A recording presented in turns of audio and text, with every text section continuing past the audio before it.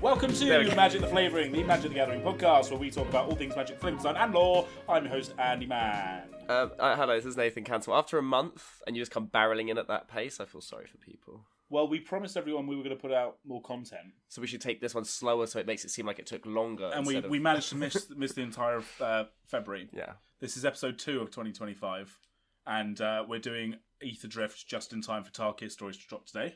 Yes. And also 2 Secret Lair, not Secret Lair, Universes Beyond reveals. Yeah. In the space of time. Yeah, so what they did is they went, hey, here are the pre-release prices for Final Fantasy. Don't worry, they're going to inflate by 300% by the end of the week. And then after everyone already spends money and scalps on that, then we'll give the reveals for the other things that you need to spend your money on this year. So I kind of feel like if Wizards of the Coast don't play by the space-time continuum and abide by linear passages of time and they jump all over the place, neither should we. No. So we're talking about Ether Drift. Yeah, which is the current set that's active. It's the current set, you know. Set. So I guess fuck all. We're actually more relevant than Wizards are. Yeah. But yeah, we'll get to the rest of the year when the rest of the year fucking happens. Let's actually just talk about what's happening now. So we want to talk about what we want to talk about. So in lieu of doing our Flavor Picks episodes, which if you're around for last episode's roundup of what we're doing. I've come in with a really weird energy. It's a full raspberry right there. That you are not on board with or matching. I'm going to catch up. It's fine. I'm not drunk. I was yesterday, which is why I'm very deflated today. Oh, I had a bit of a heavy weekend. Oh god, this is utter nonsense.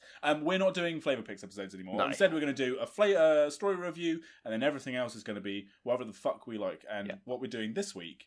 Well, Nathan and I prepared for 2 different concepts of an episode. Right, so contextualise this. The idea was vehicles, right? Just vehicles, underline, which was the platform that Andy originally then went, hey, well, if we're going to do that, should we do, like, our own teams, as if, like, our own Ether Drift teams, if we were going to submit teams into to be able to compete?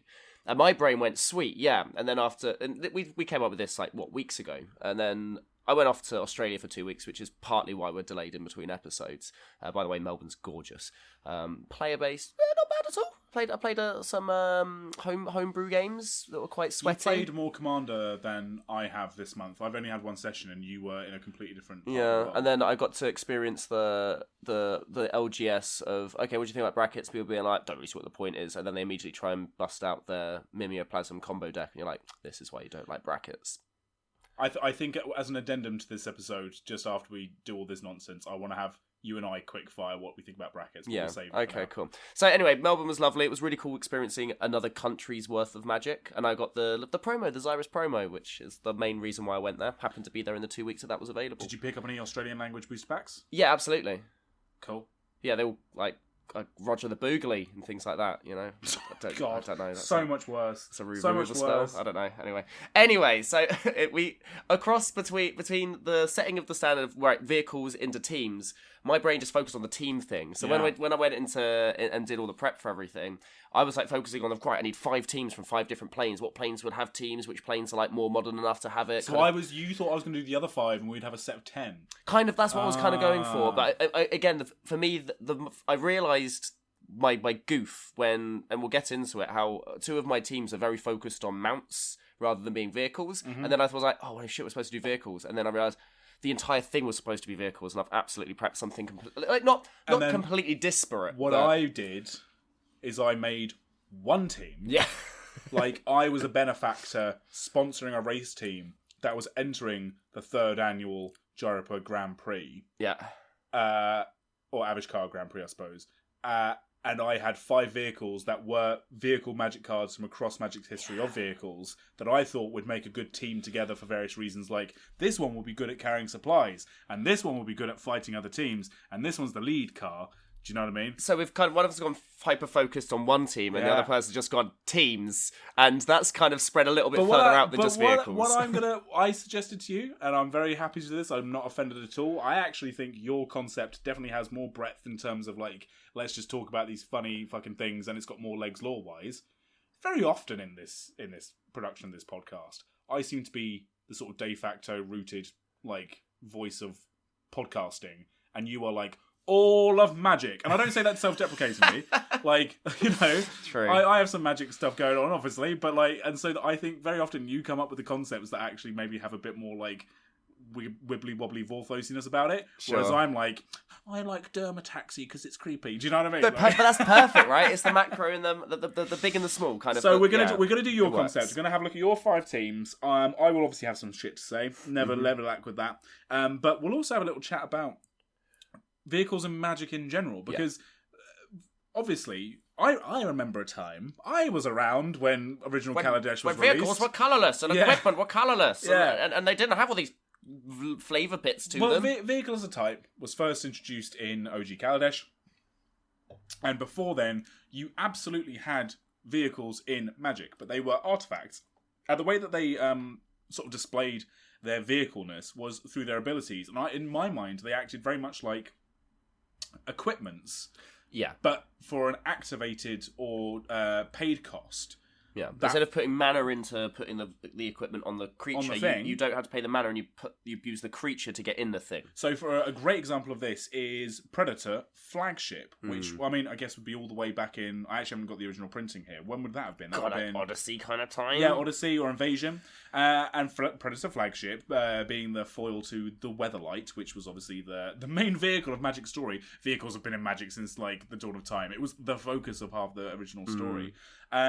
The abilities on Predator Flagship are: it's 5 colourless mana for a legendary artifact, so it was legendary as well, which is kind of cool. Nemesis, there you go. Pay 2, target creature gains flying until end of turn, and then you pay 5 and tap it, destroy target creature with flying. So you have this cool thing where, you know, if you crew... Nowadays, you would crew the flying vehicle. You'd crew the thing that's not a creature to make that thing be able to fly, and it would have flying. And have power and but you would be able to attack with that. Whereas this picks up your creatures because it bestows flying on them, and then it has the weaponry of destroy target creature with flying. I think it'd be interesting if it was, say, for example, tap target creature with flying, destroy target creature with flying. You know, so it needs to crew the creature, or the crewmate has to get in the ship, and then that creature has to then be the one to activate the ability to kill something else. Yeah. Kind of thing. But I mean, back then, mana was just the way to do everything. And it's also kind of funny that mounts have a very similar kind of thing of where now you'll mount a creature with another creature, and then that might cause a benefit to the other creature that's being mounted or something similar. Yeah. So it's kind of funny how far back this concept of putting creatures in things was. Yeah. Because you've even got, like, say... with Neon Kamigawa, Neon Dynasty, sorry. I always say do Neon Kamigawa, I don't know why. It's better. The mech suits. And everyone's like, oh, it's a bit like... I mean, Cyberdrive Awakener specifically isn't a vehicle. No. But feels like it's very close. And then I think, well, let me very quickly just click this tab that has all the bloody vehicles on it. It's not that one. It's this one. Mindlink mech and Mobilizer mech and that kind of thing, which are crude. And the idea is you get in them and they become like, you know, like Evangelion kind of things, like Gundam. But those, as a concept as well, are not even the first mech suits in Magic. Power armor. You know, like Urza's power armor was already a thing back in the day, and it had a very similar thing of where you tap and it gets a +X equal to your domain, I think it is, the original Urza's power suit, and that's essentially what these things are doing as well. And so it's kind of a refined... It feels refined, even though, obviously, the more they've gone through it, and we'll probably talk about this on a few, like, crewing costs are very, very varied and different. The actual articulation of what the vehicles do has got more and more complex as Magic's got more and more complex. We've come a long way from, hey, Smuggler's Copter, whenever you attack or block, draw and discard, which is actually still a lot of words. Yeah. And the idea of having to crew it with a 1-power creature, and it has, like, it's still, that's still a very articulated game mechanic, but it has got so much more involved since then. Yeah. And I kind of like that. And it is interesting now that we've got to the point of where, how do we make living weapons, living vehicles. Living weapon was obviously the Phyrexian equipment thing, but how do we make living vehicles? And obviously they went with mounts instead of doing any other kind of thing. And again, it's a slightly different version of that, and we'll probably get into that a little bit later. With the flavour of mounts and vehicles, I mean, because obviously you can't make a horse card and call it a vehicle. In terms of like flavorfully mechanically, that doesn't quite work. Historically, for Earth, they were, and they still are. Well, yeah, but I suppose that's the thing, because surely at this point it is just a semantic, right? The actual like, I know we always have a go at like mechanics that are too similarly close to each other in terms of a flavor perspective, because you know what's the difference between Morph and Megamorph? Like fuck all. It's just, but obviously mechanically in a gameplay sense, they have their place, I guess. But saddle and crew, if you take the words out of it and you just look at here is the flavour of a sentient being riding a non-sentient, or like, an animal or a motorbike. It's the same action. I guess the complication is, does crewing denote getting in something or getting on something? Because obviously there are vehicles of where you just mount them and all you have to do is sit on it. And most but then animals... we were just talking about mechs where you get inside But that's what I mean. So the average vehicle back in the day would be something that you have to actively get inside to a steering wheel aspect of. Like, you have to get in the cockpit or you need to get into the driver's seat. But what you're still doing mechanically for Magic or flavorfully for Magic is you're having smaller creatures using other things to, like, propel them into a battlefield. Sure, something like, say, Esseka's chariot, of where the chariot itself is a 4/4 vehicle. But it's pulled along by two cats. But when it comes into play, you create the two cats that then can crew it. Exactly. But so obviously the cats obviously aren't the vehicle, but the cats come with the vehicle. See, so that's kind of and it's funny because each one makes flavorful sense, and I don't think you would have been able to say, like, hey, because there would have been people out there that make the jokes of, like, if you just gave a horse crew one or whatever, it's like, oh, I'm gonna get inside the horse, am I? And it becomes like this flesh. It becomes like weird flesh puppet kind of thing. But would it have not made sense to just say crew and then just have something be to sit on top, sitting on top, not crewing an animal? I think what would have made sense and would have been fine is that if they didn't do saddle, but they just acknowledged the fact that these living creatures are mounts, but with crew. Are mounts. So you could have mount with crew could be then could still be subtype is now the thing.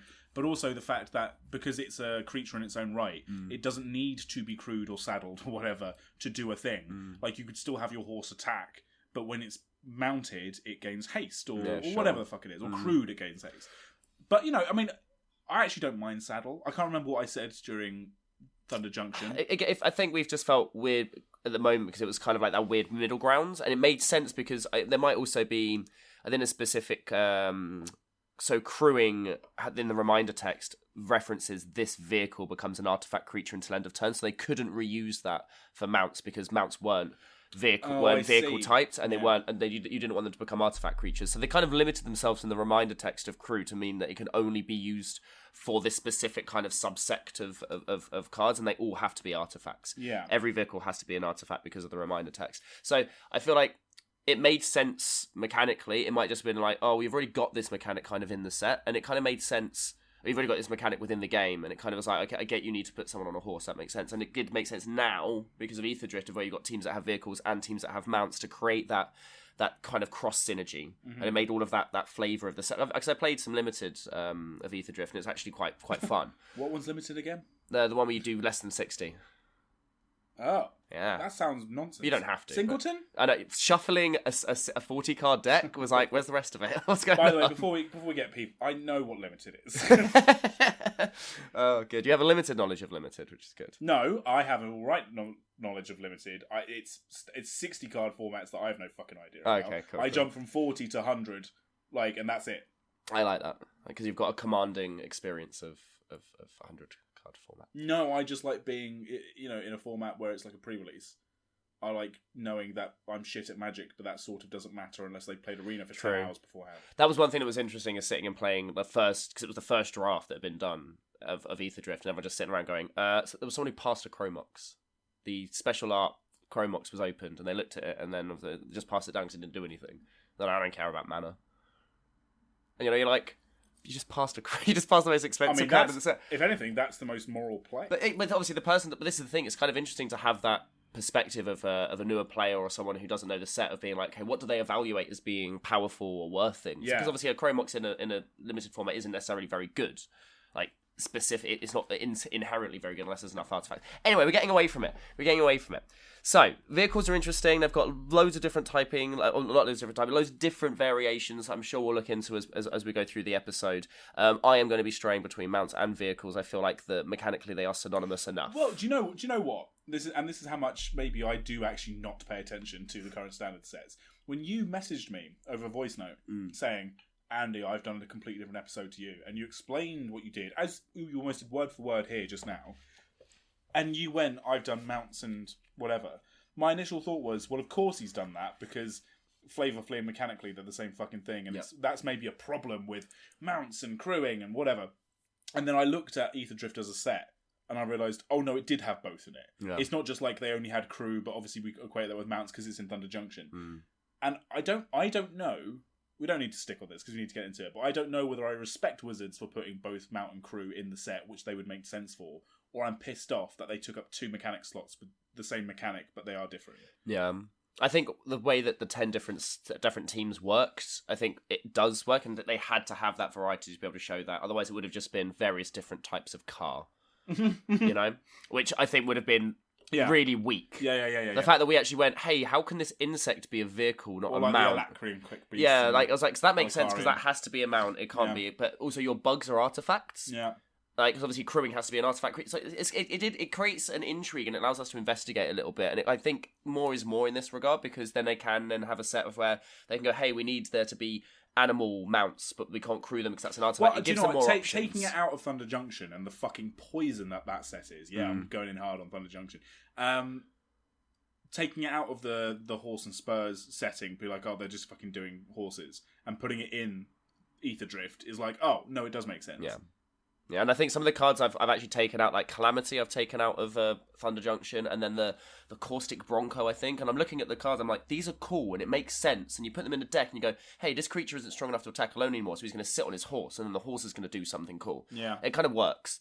Anyway, so I'm going to have some honourable mentions. Certain teams, as I was going through, and this is kind of where I end up drifting away from vehicles a little bit, is because some planes just don't have the technological advancements to be able to create, you know, vehicles. You know, they don't have the mechanical proficiency, shall I say.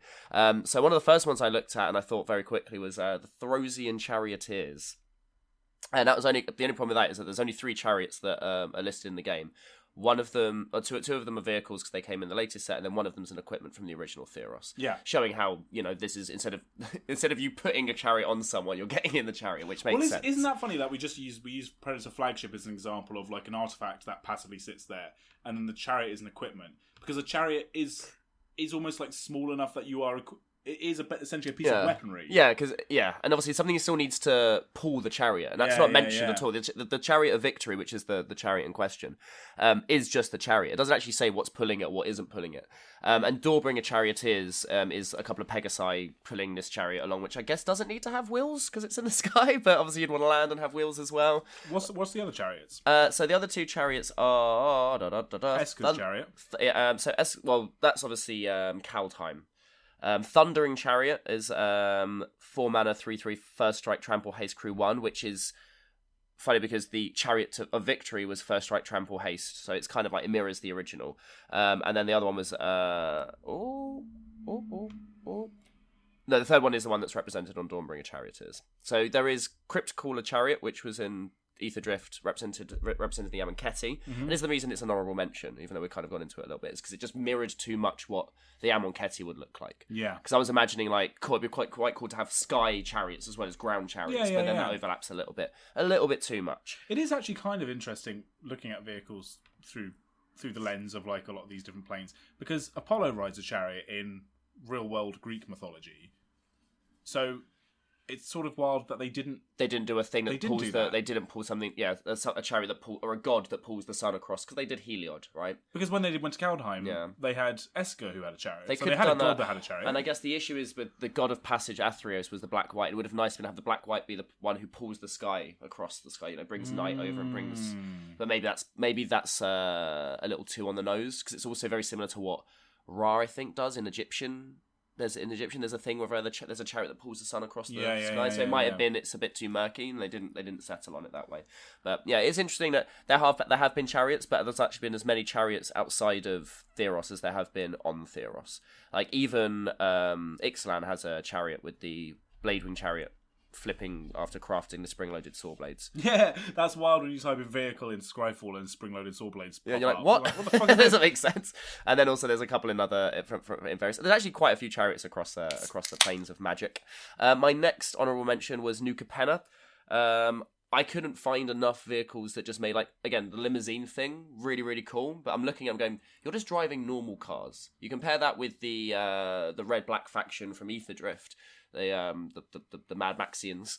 Yeah, I can't remember what whatever they're the fuck they're called. from. Far Fortune being the legend. It kind of would have been like, hey, you've got these cool, really like monstery kind of like jaggedy kind of vehicles, and then you've got this pristine kind of limousine on the left. I don't think it's going to be able to keep up. The Speed Demons are also pretty car oriented. Exactly, and I think it just would have had a little bit too much overlap. But I feel like it would have made sense in the grand scheme of things. And there's nothing to say that, hey, year on year out, some teams fall like there's lower leagues, as it were. Like the Grand Prix is maybe the top 10 races that qualify. Maybe there are other teams that do come in and come out. And I think New Campana has the potential to be one. And then we'll probably come back to a background to it later. But Vrin, I think, without seeing too much of it, I don't really know what it would look like. But I imagine Vrin to be the kind of place that would at least maybe host the race, even if it doesn't provide a team for it. Well, okay, so Vrin is an interesting one because we know that there are, for example, Pegasus and Pegasi on Vrin. Mm-hmm. Flying horses. What? Because you have the Alacrian Quick Beasts and you have the Brood. I can't remember where they're from. Oh, you can't pronounce it. That's no. Good. Yep. Good. I'm a good for those. And they're riding animals, right? Albeit, and the Alacrians have kind of they've souped up their animal mounts with ether or whatever the fuck they've given them. At what point Shimmer can you? Yeah. At what point can you enter your animals and still be like, hey, we're entering this. Yeah, is there like a weight division kind of thing where it's like, hey, this is the weight it was when you signed up for it. You can't just suddenly become something else. Say I come from Vrin, mm-hmm. and I've got the fastest Pegasus on Vrin, and I go, I bet I could beat one of those bikes that the Valor's Reach people ride. Mm-hmm. Can I do that, or do I have to? There must be some sort of like speed trials that you have to. Like, who's vetting these teams? That's what I mean. There's got to be a submission kind of aspect, which doesn't make sense when it gets to the mech core tied to the space people, because they crashed on the Medican core. So because it's like, hey, did we submit ourselves to the race? Like, hey, since we've flung from across we might as well enjoy some racing, you know? They kind of skirted around the actualities of it a little bit. It would have been nice to have all of their team submissions on like a lore page. That would have been quite cool. I need to look something up. The Alacrians give their beast shimmer fruit, speed. Yeah. The Speed Brood cultivate things that can go fast, which, again, that's a real rah-rah. What the fuck did the Amonkheti do to their snakes and panthers and shit to make them go fast? Well, this is the thing, is I don't think they did, and this is why it was very yada-yada, because it's just fast hippos, apparently. And hippos are... they can go 30 miles an hour. They are pretty quick, But can they go 100 miles an hour? Well, no, but this is why I think it's very yada-yada, because when I thought about, like, say, the charioteers, I'm like, flying is a real boon in this kind of racing situation, because you don't have to worry about, anything on the ground. So the fact that the Alacrian Quick Beast is captained by someone who has a flying mount, I'm like, doesn't that just kind of, like, trivialize a lot of the hazards and things that you could do? Like, when it got to Muruganza and all of the tectonics of things that are happening, it's like, doesn't really affect things that fly. I mean, I know there's a literal moon firing meteors down upon the plane, so flying mounts are probably going to have an issue with that, but Amonkhet, they just go, cool, just going to fly over the sound mate. Like, I don't have to worry about the sand. Maybe the big storm, the dragon storm that's happening is a bit of a problem, but otherwise, flap, super easy. No, they literally don't go into any detail on, like, the kind of the world-building guide. No. They just say Zahur, who is an undead Leonian charioteer from the Lost era before Nicobolus, by the way, so he's not even a champion. No. So, does he remember? Exactly, I don't know. Do we get a conversation with him of going like, yeah, these were all the other gods? Yeah, right. Be interesting to go into that. They really focused on the wrong shit, didn't they? Well, again, how can they know what we specifically... I mean, we can talk about it on a podcast and they can look at our Bluesky.social. Yeah, good. Well, anyway, I think there's... How did we get to hear from New Campana? Vrin, sorry. From Vrin. We got to hear from Vrin. Thank you. Very good. We used Omen Paths. Wonderful. I just wanted to make sure they heard that. Okay, so those are the honourable mentions for me. We'll come back to a couple, I think, when we talk tracks and planes that can have cool tracks. I guess, actually, no, my very last honourable mention, because I think it's something you would have done had you done the same format as me, is Greasefang and the Akiba boss. She was my captain for my team. Okay, wonderful. So we'll get to that. We'll get to that. So the thing that I also kind of went into before we get to my first pick is that my first pick's the Weatherlight, by the way. Boo! So the way I structure this, right, is that because I wanted to have something from Dominaria anyway, and the only reason this race is happening is because they managed to find an omen path big enough. Shana went out on a search to find the Weatherlight after the Phyrexian invasion kind of finished. Somehow it's still surviving and it's still alive. But don't look at... Why are you doing this? Look at me. I hate you for it. It's like... Oh, yeah, you get to... I don't know. I have no idea what to compare it to. It's like you've gone for, like, the best one. Do you know what I mean? It's like... Well, no, I don't think it's going to win. It gets so much cooler. This is like the basic bitch pick, okay? It gets I'm going to be so Mario much in Super Mario Kart. Yeah, look, if we are the gods of this podcast. I will structure my world how I want it to be. And the way I looked at it is that when Shana finds the Weatherlight and finds it still somehow kind of like... alive enough, even though the Power Stone's been removed and everything like that. The way I look at it is that it absorbed enough essence from its crewmates that it's still able to kind of like, flap along, well, not flap, but float along kind of just okay enough. And she basically finds an omen path big enough to move it into Avishkar. And it, with a bunch of other Sky Pirates, we don't really get the Sky Pirates because Kari Zev goes and joins the, who did she join? The pirates. Yeah, exactly. So the kill haulers. Yeah. But they weren't really flying. They were ships instead of flying ships. They were hover ships. Well, the Weatherlight's the original hover ship, so we're gonna go with. She went there and she managed to find through. There's another omen path, something to bring it back to life. And I was thinking like, I can imagine like how does something come back from dead? Like like maybe like a phoenix. And I was like, phoenix feathers, Vryn. Maybe it's the Weatherlight fueled by phoenix flame. And that manages to air out all the corruption. This is how deep I went on the Weatherlight, and I just like the idea of in the story you just have like the Weatherlight with the Weatherlight crew. Yeah. And in my mind, this race doesn't always have a set length. There are speed races. Sometimes there are like marathon races, and I would like the idea of there being like a marathon race where it goes across Dominaria, because Dominaria is so large and there's so many varying different places you can go to that have various different terrains.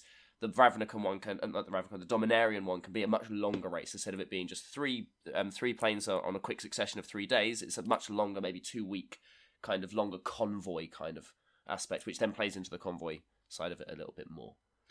I like that idea. They really do miss a trick sometimes with the crew of the Weatherlight, because they could have them now pop up in the background of different stories just as like a little Easter egg. People would go nuts that if, like, say in the pits when they were gearing up for the Ghirapur Grand Prix, like, Chandra's there and she's mouthing off to someone as per, and then, she bumps into a small, like, sapling mushroom man who, like, she apologises to, and then the mushroom man goes and joins his, like, vampire friend who's wearing a suit of, like, stained glass armour, and they kind of go off to, like, a large vehicle that weirdly isn't in the race, but is kind of in the pits together. Like, people would go nuts for that. Right. And they just don't. But it would have been quite, I like this idea of everyone's looking, it's like, hey, they say they've got this really cool flagship, and everyone's thinking, what, you mean like Sky Sovereign or something like that? And they're like, no. Yeah. Motherfucking Weatherlight's back, bitch. Like, I think that would have been quite cool. So that was like, and then, so that for me then opened this idea of like having a race. So maybe the race each year has a short form, long form, and then maybe different races are better for different formats. So maybe the jumpstart plane. The jumpstart plane? Not jumpstart plane, the battle bond plane. Kylum. Kylum. So the Kylum team, for example, wouldn't do the long form because they're more good on like dragsters. Yeah, exactly. And I think there's certain teams that wouldn't necessarily then submit themselves for that particular. And this is where we can then start getting into what would the necessary submission be for a team. Like, what would you need to be able to prove to be able to be to sign up for? So my first team was the Weatherlight team. We went a little bit off the deep end, but we're going to get to that after talking about the Tarkirians. And this I already had in my mind before we got any of the information that came out over the last couple of weeks about the clans reforming, about the Dragon Lords all now being dead and gone, and now it's all spirit dragon things. Cool, great, fantastic. You really don't like it, do you? No. Again, I'm going to reserve my judgment fully until I see it and it's done. But when I see potential lost already before I've even got into the story. And that's saying that I haven't read episode 1 yet. I could completely change my mind by the end of the day. Who knows? But the Tarkirian Collective is what I called them, because I thought there would be some crossover of the clans. There'd be some kind of marrying. It would be okay. Mostly coming off the back of Zergo and Ojutai. I was like, so I think it's the idea of fusing 2 different clans, the Abzan and the Mardu. Obviously, the Mardu are the ones who really like speed, but the Abzan are known for convoys and being able to travel across the desert. We've got... Sorry, 1 second. I've got a tab open for it. Not that one. There we go. So things like Ivory Tusk Fortress, Siege Rhino. I was thinking like that idea of having to traverse a really long distance and create supplies whilst also needing the speed. That's a perfect mix of Mardu and Abzan. He's already ridden Ojutai. All Zergo has to go and go, hey mate, I know how like you've had some issues with me, flashbacks to Duress where Colligan's being like, rah at Zergo, and Zergo's like, oh, you're a big dragon, no. Instead now he turns around and goes, bitch, I've ridden Nujatai. And then Colligan's like, alright. He's like, hey, you want to go fast? There's this race thing happening. And Colligan's like, yeah, alright, let's go. So now he's the Dragon Rider. How you have like the Bear Puncher, Sirac, now you've got the Dragon Rider. Yeah. So I like that. In my mind, that all then formed itself into this kind of cool, natural team of mounts of various different styles and varieties across the Abzan and the Mardu.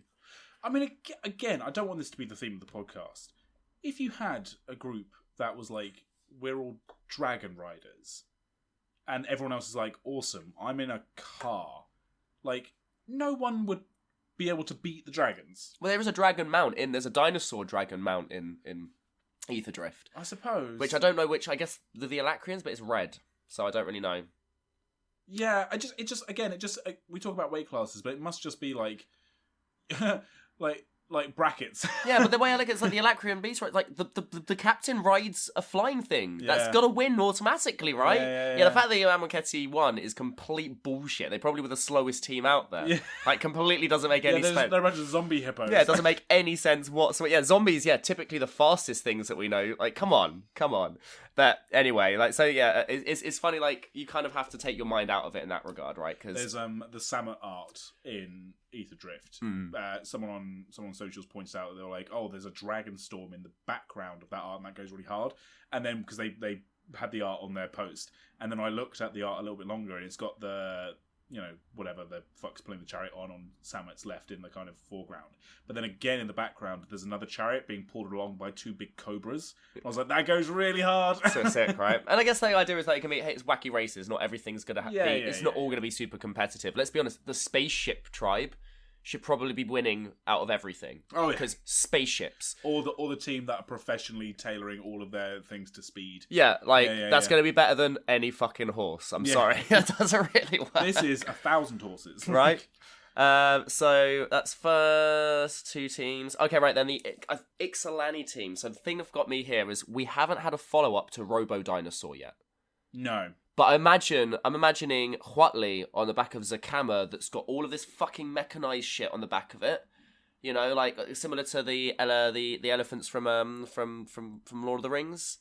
Oh, the Oliphants. The Oliphants, right? It has like a big mount thing on the back. They're essentially siege rhinos. Exactly, siege rhinos, but siege dinosaurs. Now, there's a flaw here. I'm already spoiled it. Uh-huh. It's a cool concept. Who is it who made those robo-dinosaurs? Well, it's a combination of Huatli and Sahili. Yeah, but Sahili made them. Yeah. Where's Sahili from? Well, yeah, but what's now connecting all of the different planes? She's from Avishkar. So Avishkar, which is where all of the racing happens. Yeah, but what I'm saying is, she would absolutely, sabotage them. She'd be like, yeah, Huatli, absolutely, here's all your dinos, and she'd be like, make them, extra slow. Like, oh, I forgot to put in the brakes. You're saying that her commitment would be to her own plane rather than to Huatli. She's not a punk like Chandra. Okay. I mean, the fact that she's... Again, I came up with this idea before realising that Sahili's in the fucking pre-con, isn't she? Yeah, she is, in Teema colours. And it's like, cool, fine, whatever. But in my mind, the idea of... Because mounts is where I kind of went, the original mounts that we saw... Besides any other card that has knights, riding horses, were the dinosaurs. The Sun Empire. They've been mounting dinosaurs since we've known them. And that idea, I think, is really cool if you then bake them. And people are like, well, how can a dinosaur keep up? It's like, well, it's got fucking Heelys on, or whatever. Whatever Sahili did to advance them. Or maybe it's actually just straight up mech dinosaurs. Did they ever address that? Because the Omen paths, much like how Nissa can't get back to Zendikar because they need to find the right Omen path. But there are Omen paths. Huatli can now. Yeah, they haven't. Back. They haven't stated anything about that yet. Was it Huatli who was in Avishkar? Was it Sahili who was stuck on? No, Sahili was. I think there's a flavor set to say they're now separated. Is it? Yes, and I think the idea is we haven't been back to Ixalan or seen Ixalan apart from in the March of the Machines. Huatli was in Lost Caverns. I know that much because I pulled her wacky. And I'm pretty sure there's a flavor text saying that they are still separated. Oh. Well, now they're not. No, exactly. Now they're not. Now impasse are happening, but we haven't touched on it yet because you just have to assume that you kind of have to make the assumption until we've heard otherwise. Everything is connected. Well, again, they could have done that. Could have been nothing to have one card art have them in the background. I know, right? Yeah, but hey ho. I mean, even reference potentially in the Saheeli. So you would go for Robo Zakama. I'm just picking apart your idea. Yeah, I like it. Robo Dinosaurs kind of brings story things together. You would go for that over like having like the big bats or the pterodactyls or something. So my original thought was that the tribes within the sphere of Ixalan, the core people, would probably be the ones that are more likely to be like, hey, let's go racing. But I feel like we didn't see enough of we didn't see enough dinosaurs that were super impressive to do it. And also, I don't think the big giant bat things are as easily mounted. Like, I didn't want to make too many flying things. For me, I was just like, I landed on this through the keel haulers, then going Ixalan boats, and then went, well, what else actually is better from that plane potentially for racing if we've got mounts within the mix as well? Like the raptors and things. Exactly. That's literally what I said, Roboraptors. Yeah. Roboraptors is quite cool in my mind. And again, if you're going for that... Okay, so like, like how teams have kind of, they've boosted themselves to be able to keep up with their like extra planar counterparts. You have the Ixalani who have gone, we've got these raptors, but they need to like be able to keep up, so they're all enhanced with Saheeli's Robotech that our warrior poet has gained from them. Yeah, so the warrior poet tames the dinosaurs, that. and then Saheeli gives the advancements to be able to keep up. But they would be mounts, they wouldn't be vehicles. That's the only thing. Again, because I think that the problem with the kill halls is they take up the whole pirate space, and there's not really much room for anything else to kind of do that. Because most other ships are actually going on water. I mean, we could do a whole like podcast series on, who would win. I'm pretty sure we've done that in the past with the episodes anyway, where it's like, what if we got all of the, great pirate era and we theoretically battled them against each other. What would 100... We could get someone who actually knows their shit about this in. What would 100 brazen coalition boats against 100 kill hauler boats? Like, it's the 100. It's the 1 billion lions question. Yeah. Like who would win? Yeah, like it's potentially. It's annoying because the pirate ship thing strays into Assassin's Creed territory too much because there's quite a few pirate boats from that. Annoyingly. Yeah, so I think give it a few more sets and maybe we can compare different pirates because the Talus were the original pirates. Well, exactly. I mean, and they were sky ships. You have like pirate ship as well, which was in skeleton ship was an Ice Age. I know that much. Yeah, you've got one from the Ghost ship. That's a blue-black one where I think you tap and a target player loses a life or something, and you have to sacrifice if you don't have an island or something like that. I can't remember what it's called now. And that's really old. That's an old like Dimir card. So there have been ghost or pirate ships in Magic for a really long time before Ixalan went, we're doing pirates hard. Yeah. All right, let's get a bit weird. The Mutomechanicals. Mutant Mechanicals. No, the Mutomechanicals. Mutomechanicals. Mutomechanicals. So, when the Phyrexian invasion happened, the Simic and the Izzet were both straying into things they shouldn't. Yes. Trying to investigate things. But even though Elish Norn was defeated, it was too late. Pandora's box had been opened. And in the year or so following, a secret organisation led by the elusive Mortrix, an Izzet goblin who somehow managed to survive Phyrexian conversion when an experiment that they're doing with the conversion backfired at the exact moment the Phyrexians were defeated. Maybe even that's the thing that caused it to backfire. He managed to survive, and he's a living combination of flesh and metal. And he's only kept alive through the combined biomechanical prowess of the Simic and the Izzet. They have been forging in secret a new form of life, Mutomechanicals. It's living, breathing, monster trucks. It's literal monster trucks. Could you imagine? So, like, what I was thinking about, what's that white spell that is like it polymorphs something, like you destroy a thing and it polymorphs it, but it's the artwork is like the bear turning into a car. Do you have any idea what I'm talking about? That's the 1 mana spell from Neon Dynasty of where it converts anything into a vehicle. Yes, and it is broken with Devoted Druid because it means that she can put infinite -1/-1 counters on it. I remember things through combos apparently. I can't remember what it's called, Mechanized Warfare or something. No, that's a red card. I can't remember what it's called, but yeah, it has that. It's, I don't think it's a bear, but it's definitely something going. I really don't want to be a vehicle. I don't want to be a car. But the thing that spurred me onto this is because I was looking up. It's like Dino monster card. There was like back in the day there were these toys that were a combination of like dinosaur and monster truck, and then also in Final Fantasy, There's the Triceratops tank vehicle enemy. Yes. And it's annoying because it's not in the remake when it really should be. I don't know how they'd managed to make it work. Swift reconfiguration. That's it. Yeah, the fact it happens swiftly is actually the thing I think is worse. Yeah, you want it to be slow. It's Actually. I mean, it looks like a bear. It's in the Neon Dynasty Commander decks. On the bright side, the bear now had cup holders. That's it. I mean, that's such a silly pun. I like that, though. But so the idea for me, I was like, well, how can I make that work? And I was trying to think of, like, and when I was thinking, I landed on because I was thinking Ravnica/Fiora is definitely the kind of place I imagine the race could take place through.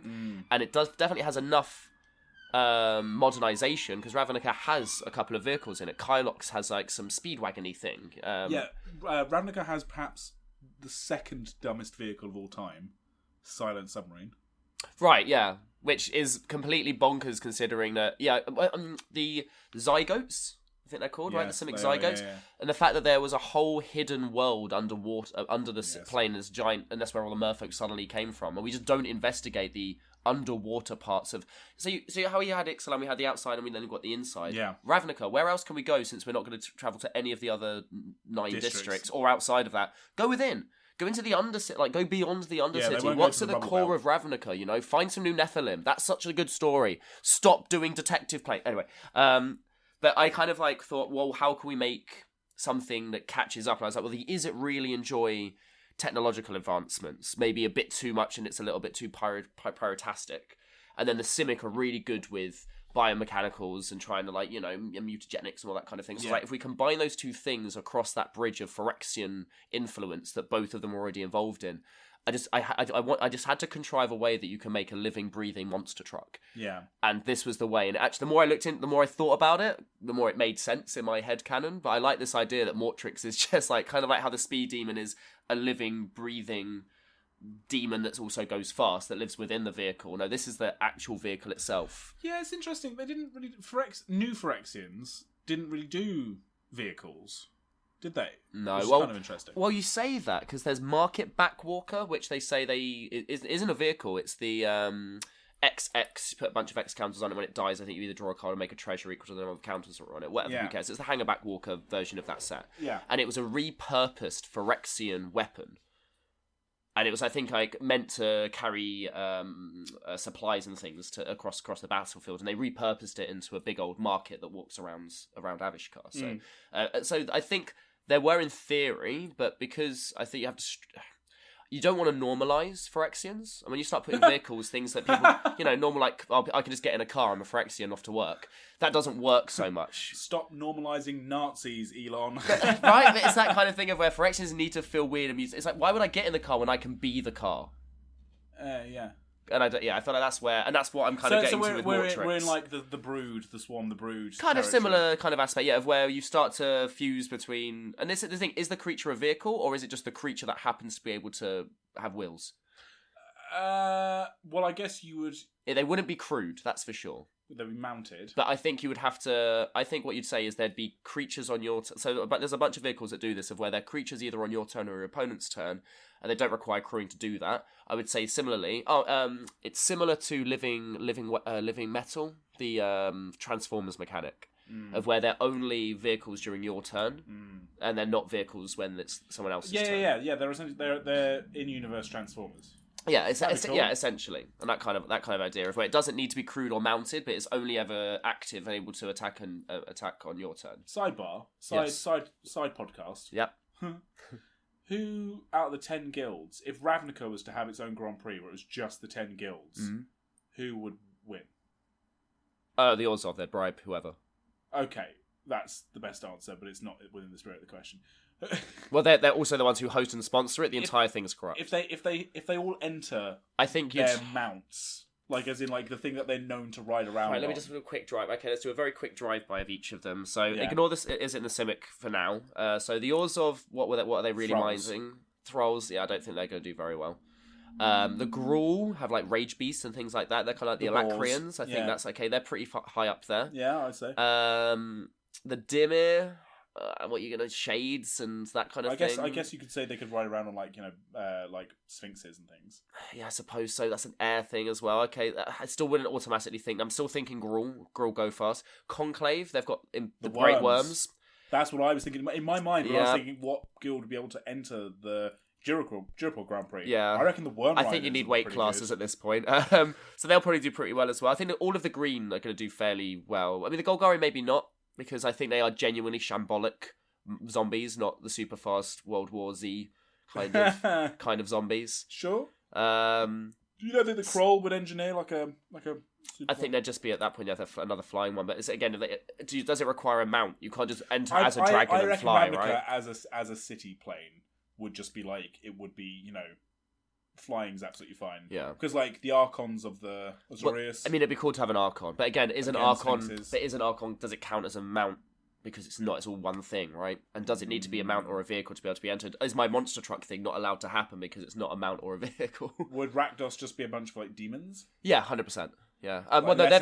They've also got. No, I've got. Let's cycle back round to chariots, shall we? wait, cause there's a literal. They've also Rakdos Ragemut. Ragemuts pull the chariots of the Butcher Clowns, a trio of wingless zombified fairies, formerly of the Izzet. That's the team for the Rakdos. Formerly of the Izzet, that's pretty cool. Rakdos fairies from the Izzet. And why isn't there a picture of these? These guys sound sexy. What about, they've also got like unicycles as well. That'd be fucking dope. Could you imagine? That's dope. Rocket-powered unicycle. Woohoo! But I'd also, so that's the thing, would it be a collective? It would be individuals, right? Who haven't we mentioned yet? Well, the Izzet. The Azorius as well. Well, the Izzet, I think, would probably do very well because they're more likely to create an actual vehicle. Like rocket cars. Yeah, and I think similar to Simic, they'll just make a really overpoweredly mutated thing that can go real quick. Shamble horse. Yeah, I mean, I'm also imagining something that can just roll. Like, it could just be an ooze that's got a hard outside edge. That's fucking wild. So you've got so they've fused an ooze with a tortoise, so it's got... An ooze. Oh, mate. A tortoise. Never fuse an ooze. No, you never go full fuse. You never fully fuse an ooze. They never fully fuse an ooze. You can't fully fuse an ooze. Yeah, because that would just confuse. It would... So stupid. The Azorius, I guess, is the Archon idea, right? And then I can't remember who we've missed. We've definitely not done all 10, but I think it's definitely between like the Izzet, the Simic, and the Gruul. I think we've done all 10. Yeah, I think that's where I'd. Boros.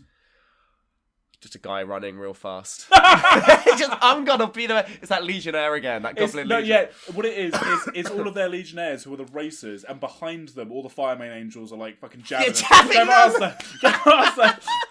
I mean, I guess you'd go for one of the angels, right? You'd have but like that's what I'm saying. Is like they would see that as being like too easy. Oh, we're stupid, dude. It's very obvious because Rakdos already got mounted. He did say never again, but then it happened again. So I feel like it'd be funny if it was the third time. He's the only one. Yeah. From the Rakdos, and he's like swiping away. Yeah, all the other contestants. Secretly he doesn't want there to be. He wants to be the mount. He's like he needs to find his champion. No one better ever mount me. Yeah. Again. Oh no! Look how vulnerable I am. My neck's so exposed. This saddle's really heavy, guys. Oh, I love it. Yeah, he's definitely got the mount ability. That's brilliant. Oh, wonderful. That's way better than monster trucks. Oh, fantastic. Cool. So that's my four serious teams, and then I've got a real fucking curveball. And this is like a story implication curveball. Because I was thinking I've forgotten their name again, the Meta Titan, the Medicant. Medicant, thank you. I don't know why I'm so bad with names today. The Medicant. It's because they're stupid and no one remembers. I don't know, I really like them. I really hope they show They're up. fine, but like, I'm done with naming all the teams. The other thing as well is I don't think it gels well with what we've seen from Edge of Eternity, so it worries me that that's not going to blend. Well, so yeah, the stuff we've seen from Edge of Eternities is all very like galactic, angel light kind of. Yeah, whereas these guys are Wally. Yeah, and it's like, is that going to gel? I don't know. That's the story for another day. But I looked off the back of that tomorrow when they spoil it. And one of the vehicles was the Theta ship from Fallout, which is obviously an Earth facsimile of Green Men spaceship. But I was like, well, we have that in Magic. Well, we've got 2 fucking flying saucers in Magic. Well, so oh no, everyone's flying. No, not flying saucers, but everyone's coming in. Everyone's racking up into their spots, Sure. And then this weird orb type ship thing just kind of comes in, lurks in, and then the visor goes up, and it's Quintorius. Oh, cool. Piloting a Fomori ship. Oh, cool. And I was like, Yeah, like if they were to do this again, they would have to have a Fomori team, right? And I think the idea is that this is the first time we see them active in, and it's them. And again, at this I was like, well, obviously for our story implications it wouldn't have worked because there was the loot kind of thing, but then it could have been that maybe that then power activates his I don't know, dormant mutant crazy powers, his adolescence. You know, that would have been quite a cool thing that they could have lent into. But obviously this is me theorising the marathon one from next year, but also them getting hold of the ether spark. Would that have had story implications? We don't know enough about them. I just liked this idea that if we've already got the Medicant, got it right this time. Yeah. If we've got them already doing spaceshipy stuff, which again, a spaceship, a bird would wins in a race against a dog. In terms of let me just think about that for a day. Because like going over a mountain, for example, or any kind of terrain that isn't super easy and a flat fucking racetrack. A bird wins a race against a dog. I mean, the fastest bird is definitely faster than the fastest dog. That sentence is like the title of a self-help book.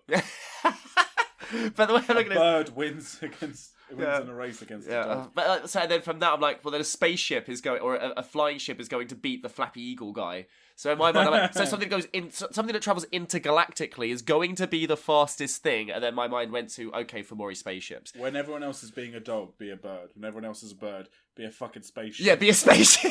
Be a spaceship king. Identify as a spaceship. So I'm worried. I'm not worried. I'm curious as to whether or not we'll get a follow up on the Fomori as like as the cliffhanger to Edge of Eternities. And maybe Tezzeret and them will have some kind of involvement. I don't know if they'll leave Edge of Eternities to be just that without any Fomori influence. But I would be. Oh, I really hope not. I'd be really surprised if we don't get some spaceship vehicles in that set. And I'd be really surprised if we don't have at least some hint about Coin Emperor where they came, because maybe we find out where they came from, and then the next set is like going back to then what are they doing over here? And the Medicant, all they're trying to do with that is plant the seeds of the multiverse is really fucking big, even for spaceships. Yeah. And then we'll tackle all of the lore of what that means in Edge of Eternities, and then I think that little twist at the end will be by the way, this is where the Fomori came from. Do we think the Medicant are maybe more important than obviously they've let on? Like. Will they reveal at some point that the Medicant they're actually the Fomori are like the remnants now of the Fomori? Like the Fomori burnt themselves out on technology, and this is their AI self-generating and it's replicating. Just these kind of bots. Yeah, maybe them trying to find home isn't them trying to go back home. It's trying to find the people that made them. Yeah. I mean, I think it's such a weird thing to randomly put in. Go, yeah, Mad Max Drive, cool, get it. Alacrian Beasts, get it. Insects that grow into vehicles, cool, I get it. Space people. Space bots. Space bots was a little bit left field. And because we're going there again this year, it does feel... made golems. It feels like a plant, for sure. Because like the Fomori have made those bots in Caves of Ixalan. Mm-hmm. Caverns of Ixalan. Exactly. So and that's all based off of some amount of Thran technology. Yeah. Again, we'll see what happens by the end of the year. Oh, how much of a big swipe would that be if they go, no, the Meta Thran were Fomori? Big leap, but... And I don't think it's a million miles of... They'll definitely be willing to retcon that to make it feel more like, hey, remember this old thing that's actually relevant again now? It's like, yeah, but you've ruined everything amazing. Oh, it doesn't matter because the new players like it. We're going back to Dominaria! Yeah, we're going so far back you can't even criticise us on our continuity. Yeah, you thought Brothers War was egregious. Yeah, wait until we shit all over the Thran. Good, great. So, release me through... So those are my five teams, as it were. I like them. You can see kind of why I was like, where I started and then how I kind of realised I got a bit far away from what we were originally supposed to talk to. Do you want to, before we move on to planes and captains and all that stuff. No, I was going to say, I want to hear your team. Well, do you want to hear what the listeners thought? Yeah. Because, and this should have been... Wait. Go ahead. This should have been my red flag for when I came up with my concept for this episode. Other people also do what I did. Yes. Good. And I commented on it being like, oh, you guys are all so clever because you've all done this one thing together, and it's not what I did. So I'm scrolling through my newsfeed. I've spoken about Orvar fucking way too much. I built an Orvar. How was it? How does it run? You happy? I haven't fucking played it because every time I say, oh, I want to play some EDH, no one's around. I know. I'm sorry. So we had a few suggestions. One from friend of the podcast, Temi. Said when I put out there like, oh, what team would you build? Choose 3 vehicles. I gave them like a limit on 3 vehicles because obviously we'd be here all day. And they went, I already have the deck. And basically their team captain was going to be Layla, the fairy. The Artful Provocateur, where she is a little bit punky and a little bit like, her ability is other creatures you control get flying and +1/+0. And whenever you cast an artifact or enchantment spell, create a 1/1 blue fairy creature token flying. I built this deck for Luke. So it's vehicles. Yeah, exactly. Sick. I loved it. And then they obviously, whenever you cast one, you make the pilot that can already crew it. Yeah. Very cool. And they went full, like, they've also gone quite spacey. So Imposter Mech, Smuggler's Copter, and Thunderhawk Gunship. Which seems quite coherent. So that's not necessarily one plane. The other suggestions were very sort of plane-based. The Magic Castles podcast, shout out to another UK podcast. Nice. Yeah, those boys are cool. We bumped into them at fests and command fests and whatever else, but I think the podcast is new. They're doing their own thing. Okay. Anyway, cool. shout out those guys. Just replied very simply with 3 rhinos and Gired. Yeah, that's what you need. Yeah, that's what you need. Well, it wouldn't be just 3 rhinos with Gired, because then it would be 4, and then 5, and then 6 as he populates. But I told them they could only have 3 vehicles. Sure. Gired doesn't give a shit. They're going to keep on breeding. And then another friend of the podcast, regular listener, Ebrend, who we bumped into at Amsterdam, they went like full Kamigawan mech, like as one team. So they did Kamigawa mechs, right? Nice. So they had Katori Pilot Prodigy, would be the captain Makes of the sense. team. Thundersteel Colossus, Mobilizer Mech, and Shurikai. Shurikai, yeah. Genesis Engine. Because it's funny, I was literally just looking at Shurikai being like, I'm surprised when I thought of Kamigawa, I immediately went to the Obika Bike Gang, because that's why I thought your mind would go instead That's where I was. So let's talk about the Akiba Bike Gang a little bit, the Reckoners, because when the set came out, I was so furious that they weren't involved and they weren't a team, because that would have been a slam dunk. And also to bring it back to a recent, not so recent set, it would be a really strong aesthetic, X, Y, and Z. And now we've gotten past the set a little bit. I've seen why they're not in it. Firstly, aesthetically, they're way too close to the Kylan light bikes. Yeah. Also, you had to be. I think it's because you can't. You needed to have Chandra and Spitfire as the 2 main focuses of the set, and they took both bike teams, right? Which is kind of annoying already. But and the other thing is, if you're looking at it from a mechanical, how do we build a set of 10 2-color factions? They needed, for the story reasons, whatever story reasons they had in their head, they wanted the Amonkheti to be the winners, who are the black-white faction. Yeah. You can't have the Reckoners be there and not be the black-white faction. Yeah, they couldn't. Yeah, neither faction could have been anything other than the 2 colours they are. Yeah, really. Exactly. Yeah. I was thinking, well, could you make them like black, red, whatever else? Like, no, that's it.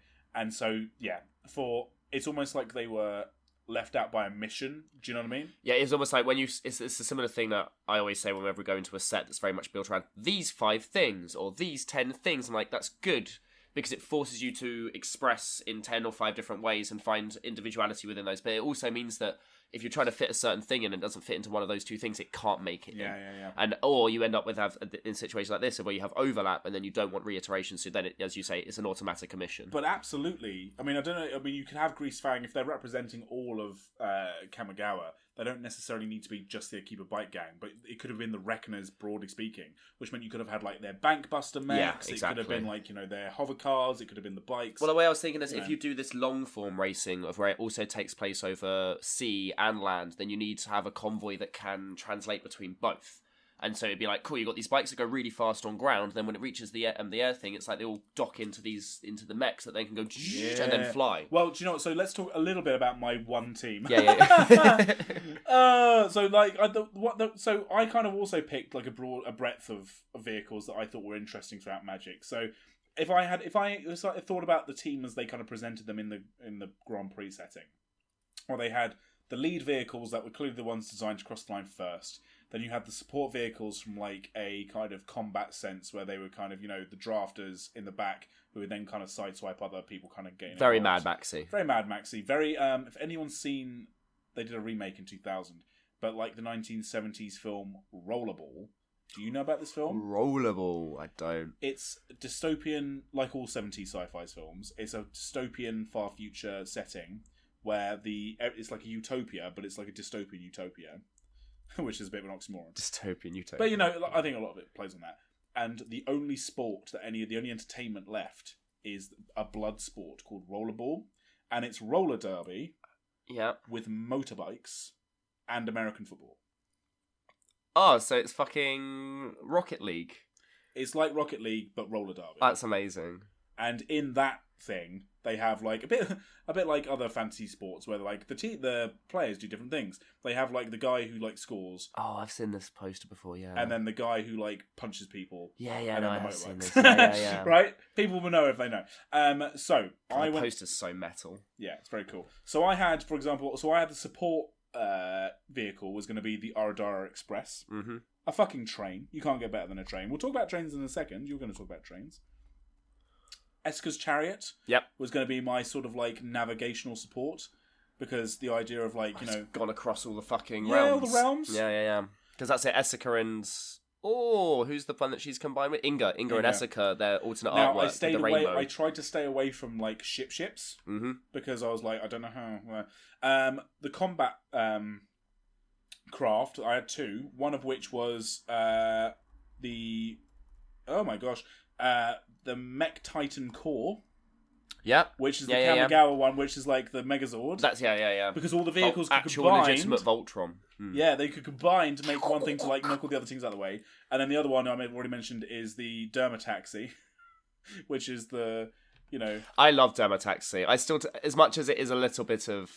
a bit too tongue-in-cheek. But my theory was, who the fuck is fucking around with the Dermataxi? Because other teams would see that and be like, is it a mammoth? Is it a machine? Well, could you imagine the people who are having chariots drawn by zombie hippos? Looked down at the hippos and went, I didn't even think we could do that. And the hippos looked back going, don't even think about it. And then my lead ship is a ship that when we spoke about it, when it was last seen, you and I both booed it as being like the worst thing in the story. And that ship, all the way from Dominaria United, is the Golden Argosy. Yeah, because it just... Like, it doesn't make... Why have you got the Weatherlight, but it's not the Weatherlight. Also, why have you got the Argosy, which is definitely like a reflection of like the Odyssey? Yes. Why is it on Dominaria and not in Theros? Do you know why I picked it as my lead ship? Why? Look how fast it's going. It's going super zoom. And also, so it's not completed like the fucking Weatherlight is at this point. And there's something about it. So, like, for example, its ability: when Golden Argosy attacks, exile each creature that crewed it this turn, return them to the battlefield tapped under their owner's control at the beginning of the next end step. Crew 1. And I just had this idea where like it's so fucking rapid and it's like sleek and like zip that as soon as you try and do anything to it, it's like I'm over here. Bye. I'm over here. It's gonna be a crossfire every time. I like that. That was my team. And the captain was going to be Grease Fang because of course, you know, RFP Grease Fang not in there.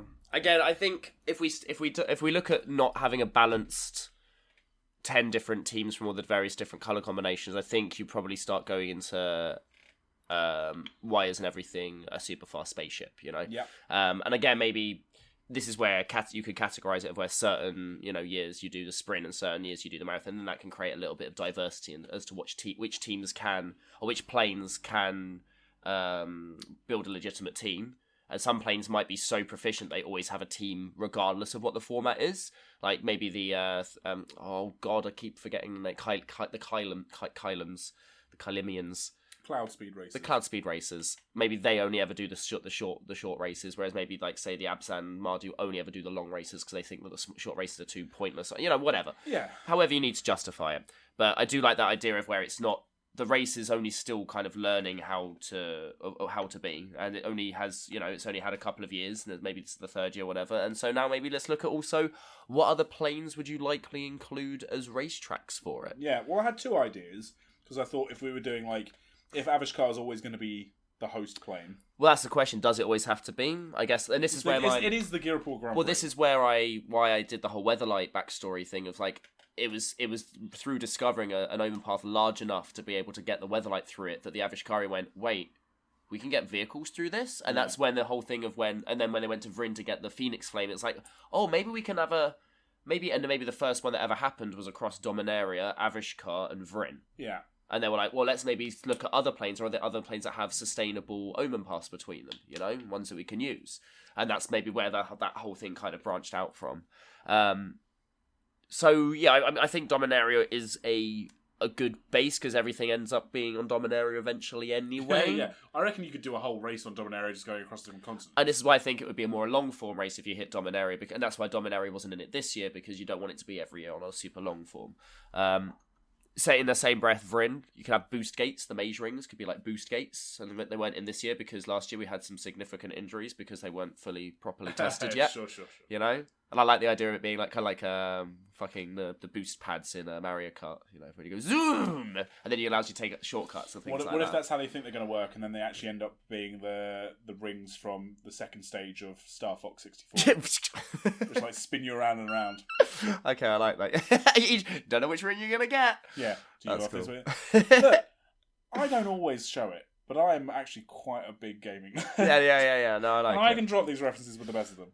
And then my next one, before we go to New Capenna and then talk about trains, was Ikoria. Originally, I was thinking about how maybe you could shove, shattered Ozolith shards into animals and make them mutate into ways that are kind of similar to the Alacrian Beast Riders, of where they have the Shimmer Fruit. It's like maybe you shove an extra Ozolith crystal into them. But then I also thought, imagine similar to Muruganda, you bust into this plane and suddenly there's these Zalorthas just trouncing about on this plane, and you have to kind of fly around it. It's interesting you mentioned Zalortha.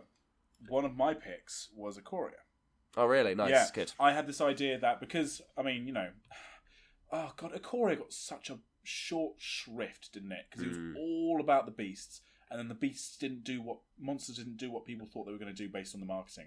And like the actual landscape of Ikoria, you have these really distinct areas where you have, not only do you have the triomes, but just the idea of it like Lava Brink, the city that's built into the side of a volcano that powers its entire industry. You having just flowing rivers of lava going through it, and then you have Skybream, which is about like a floating another skyship plane. Yeah, but it's all balloons.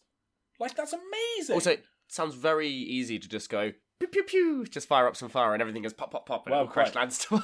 But so I liked the idea of Ikoria because you could definitely have like racetracks that like get built to go that high, like because the Skybream people are building the tracks, and then you can go through each triome to have it be like a different zone, and then if you have a team like the Alacrian Quick Beasts are re-entering, they're just Bonders incarnate. So what if halfway through the race, like the captain of the Alacrians just accidentally bonds with Zalortha, and then burst, and now they're fucking driving around Zalortha. Yeah, that'd be quite cool. Or their own animals. It's Kama versus Zalortha. Yeah, their own animals go past the crystals, and we figure out what the fucking crystals do, and they zap them into big monster versions. Yeah, there was you definitely could have done if it wasn't so much focused on Chandra being a good second surrogate mother to Luke, and Spitfire coming to terms with the fact that she is a privileged princess.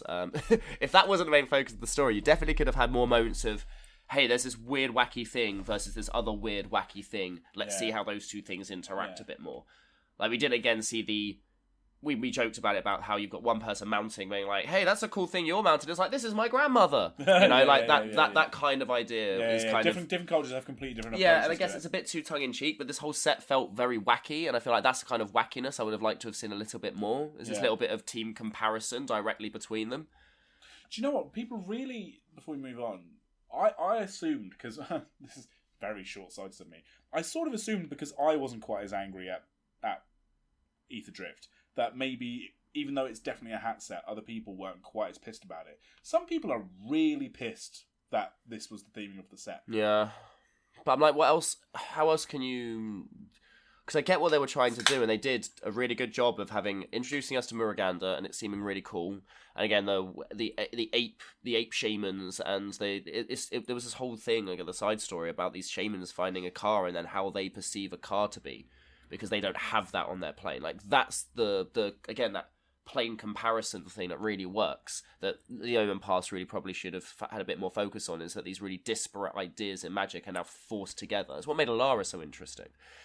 But there's no way to do that and have 3 different sets or 3 different planes, 2 of which are established and getting a great bit of extra lore on them. One of them having to rewrite it to fit, the social norm of political correctness. The other one actually just giving us a really interesting bit of Amonkheti lore now that, the hours are over. And now we're in post-Bolus time. And unless we go back there, which we will again at some point in the far future, this was the only time we were going to get to look at it. That, and then also seeing 10 different planes worth of racing teams.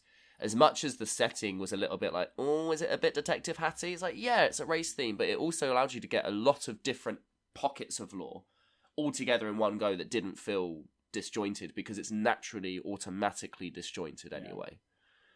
My other plane was Theros.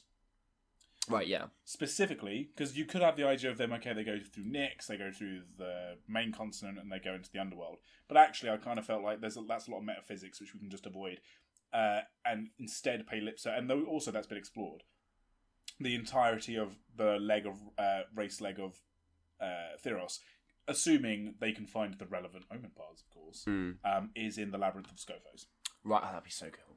But then maybe there needs to be maybe there needs to be a part where your pilot, if it works, has to get out of the mountain, has to it's kind of like the cross-country skiing thing that they do in the Olympics, where they have to keep having moments where they take a moment to have a little shot at the target, I did not think we'd be referencing skeet shooting. But, could you imagine, you have everyone, parks up aside, it's no one can fit their mount in it, and everyone looks around and goes, I don't think that's meant for our mounts, and they're we have to get off and run in ourselves. I suppose, I think maybe it's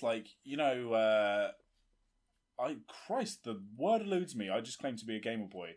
In the latest Zeldas, when you go to the maze labyrinth, Echoes of Wisdom. No, that's the actual latest one. Tears of the Kingdom. Tears of the Kingdom, Breath of the Wild. When you have the labyrinths, the sky labyrinths. Yeah. Well, then you descend and then you descend into the. God, do you know what? Tears of the Kingdom is actually very good. I kind of think it's the weaker of the two, but there's some concepts in it that are really awesome. Really cool. Yeah. Anyway, where it's kind of they're these huge structures. It doesn't have to be tight. No. Maybe sections of the lab. Maybe all of the Minotaurs who hang out in Scophos have kind of widen them all out and been oh yes, we'll build a racetrack. Yeah, we're gonna kill them all for Mogus. Yeah. There's Mogus just sat there going, yes. I mean, anything's fucking possible. Yeah, cool. I mean, again, there's the thing is that this is a really cool concept in what they gave us to then go, what else can we do with it? Yeah. I don't think they're going to do it again. You could have had, you could have had specifically only flying. It's a race that's only in the air. And there are different sections that benefit different teams. Like Diddy Kong Racing. Exactly. Another game. That. Yeah, and that's again the ground, air, sea aspect, which they did, I think, a good job of fusing all of those things together without shining enough of a light at it to kind of point out the obvious flaws in that theory. And it gave us a whole episode of shit to talk about. So it was clearly a good enough idea to interrogate. Fuck you, Thunder Junction. There are certain sets that don't invoke or don't invite further investigation and doesn't spark joy and inspiration, and there are some sets that do, whether it's in the theme or in the location. Let's talk about trains and brackets, and then we're done. Yeah, so Capenna never really made it to me because of the limousines probably aren't as good as a big old dirt buggy. And then trains are a funny one because there are trains obviously in Thunder Junction, but specifically they came from New Capenna. Where are the trains in the other sets? Because you've Thunder Junction. Yeah, but I'm pretty sure that's a New Capenna style train. Because it's got the same locomotive. It's got a big gear wheel. Yeah, but if you look at the one from New Capenna, it has a very it's also a big gear wheel. Yeah. Avishkar? Avishkar, yeah. Is that it so far? Is there are there any monorails in Neon Kamigawa? I'm just going to do a Scryfall law. And I tried doing train. Oh, and doesn't know. Didn't do anything. Why does sometimes it not do things? So annoying. It didn't do with bike either. I was like, motorbike? It went, no. I was like, but there are. Motorbike? But there are. Maybe there isn't. Maybe they've shirked it. Locomotive. I guess it's such a.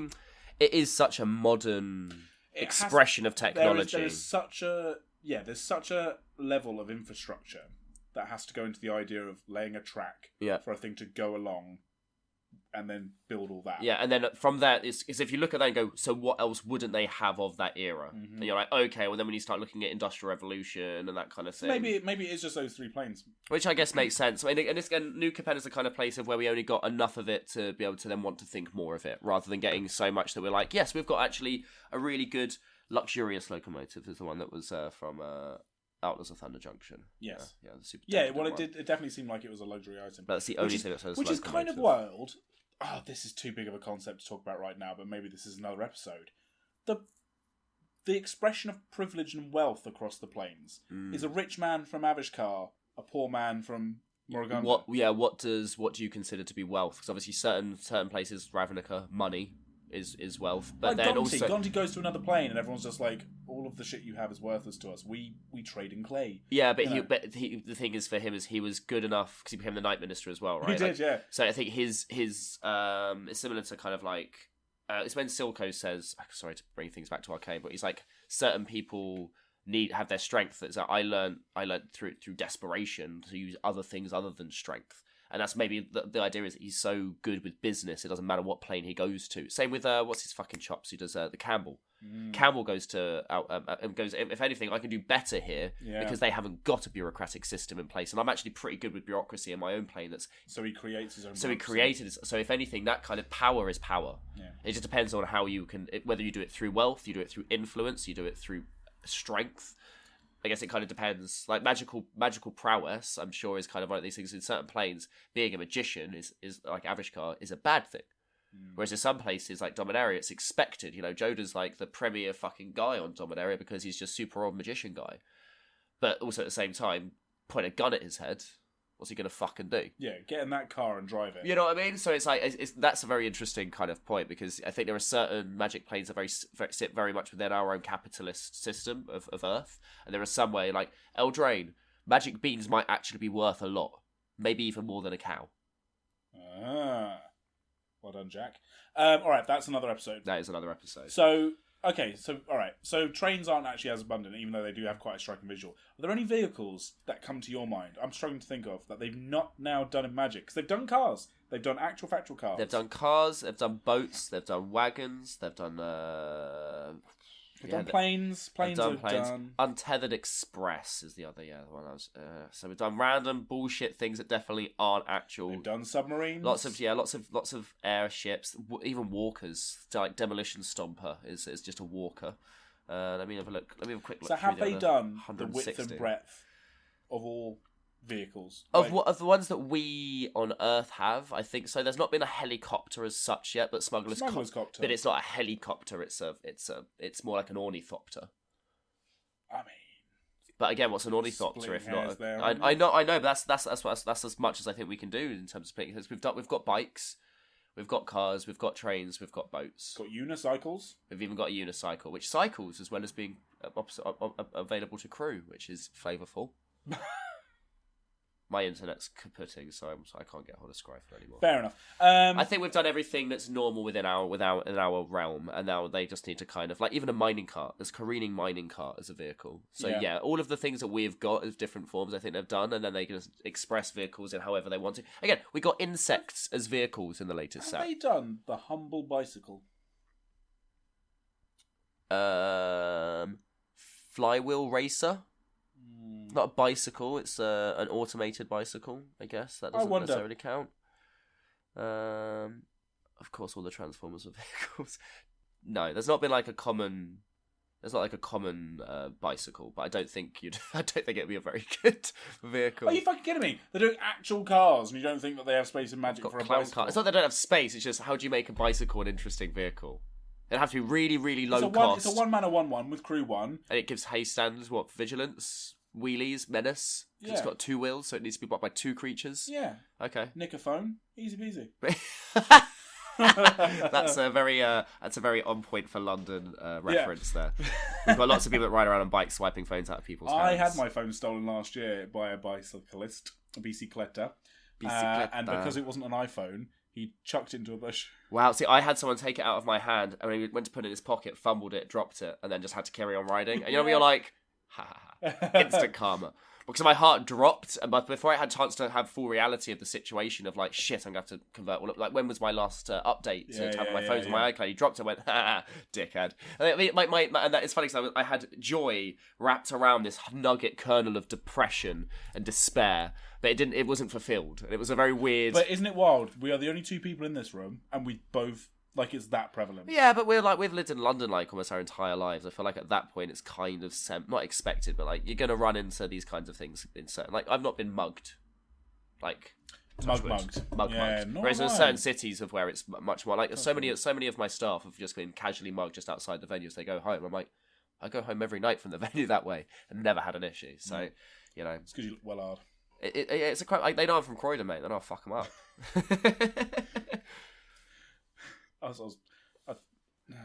Sussex is not a... No, you're fine. You're fine. Yeah. Sussex is a weird place. We have a history of being like literal mudslingers and then also a bit posh at the same time. It's kind of weird. Anyway, enough of that. Brackets. Brackets, yeah. I just want to get your feeling on it. So I think I'm actually quite positive on it. I'm very much one of these, like, anything that encourages a better Rule Zero conversation between strangers. But then in the same breath, I know that a Rule Zero conversation amid strangers is basically oxymoronic, because it's very hard to not have bad faith conversations to strangers, which is where the whole old power system didn't necessarily work.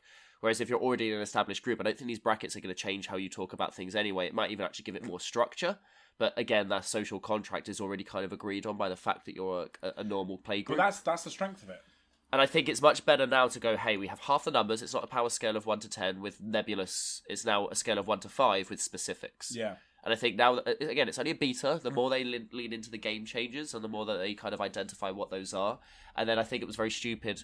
And I think the thing that the commanders, the command zone have done, Rachel Weeks has created that graphic that has the regular 5 brackets, but then with all of those little quotes to state intention. Yeah. Because that's the thing that's really fucked people. Is everyone looks at the brackets and thinks that's it. It's like, no. The brackets is a tool to articulate the conversation of intention. And that conversation of intention should be the first thing that you talk about, and then use the brackets as a reference to then scale your decks to. Instead of going, here's the brackets. Oh, that intention thing, fuck off, I'm not telling you what my intention of the deck is. But that's where the conversation should have started from. 100%. Not using the brackets and only the brackets as a reference. I do not understand people who rallied against it so hard. And in fact, it was a massive red flag for me.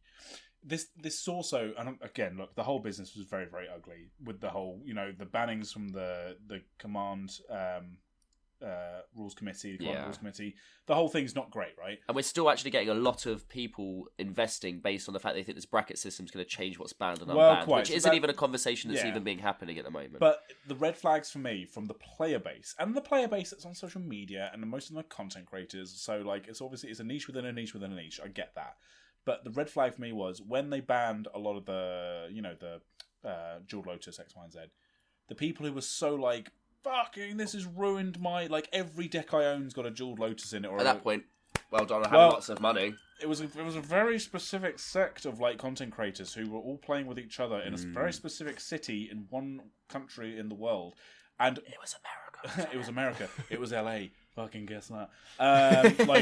All those people, but it's fucking true.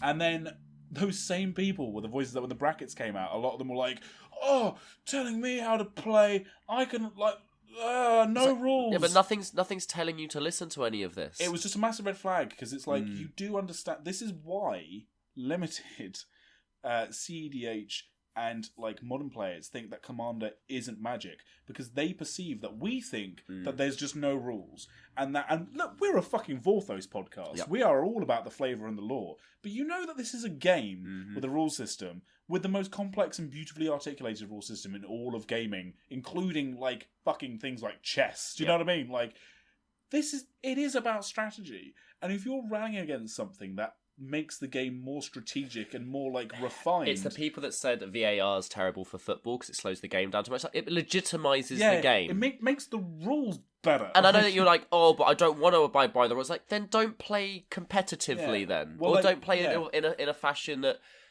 makes you feel like you have to. It's choosing to be difficult at that point. You're choosing to be obtuse. And the amount of people went, oh, but people are just going to do this. Like, yes, there's always arseholes out there that are going to try and game the system. This isn't to try and fix that. This is about people coming into the format, having an introduction to what the power scaling can be. And then also, it's, as you say, it's a red flag sometimes. When I spoke to a couple people at the brackets, and when someone was like, oh, I don't really like it, all of my decks are a 3. And then he said, and then as I brought out Iron Man, which has no tutors apart from it itself being a tutor, has no interaction, it's a pretty flimsy deck all round.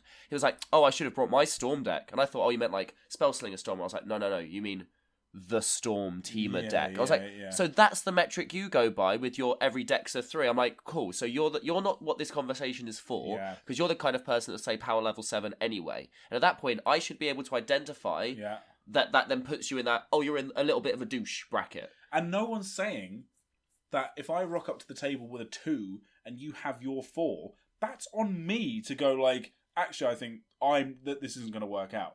If I go, I couldn't give a shit. Yeah. Guess what? We've just communicated so that when you stop my ass because you're fucking popping off and I'm there with my werewolves being like, I can't turn around and be like, I didn't realise it was that kind of game. It's an expectation of gameplay, the intention of what do I intend my game to be? Mm-hmm. And with something like Iron Man, I'm just trying to assemble as many stupid big score artifacts and maybe make tokens out of them, and I don't really care if I get there or not because my commander naturally is very powerful in a combo machine. Yeah. I've not put those into the deck, but I understand that's probably what you're going to think is going to happen. So I'm just kind of excited to see where I can go. Again, am I trying to win with my Iron Man deck? Never. Yeah. If I do win with it, I've probably plink and plonked along enough that your decks weren't doing what they should be doing themselves.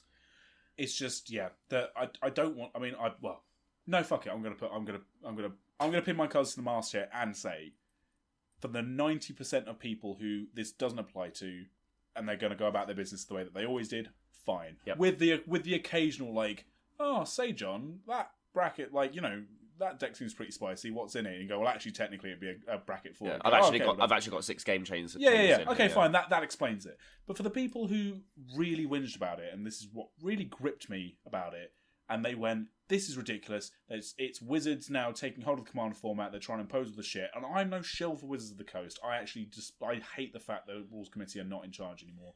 I thought the community aspect was important, but they have put this thing in place. And if you're the kind of person that goes, I don't like it, it's going to impinge on the way that I play at conventions or when fucking whatever in my local game store, you are probably the kind of person that feels you are the trendsetter of what Commander is. Yeah. And if you feel that about yourself, you're probably not that fun to play with, friend. Exactly. Sorry.